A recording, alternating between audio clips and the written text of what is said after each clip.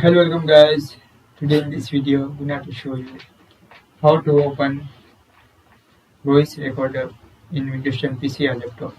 So guys, if you want to open voice recorder in Windows 10 PC or laptop, so very easy. Firstly, click on Start and type here voice recorder.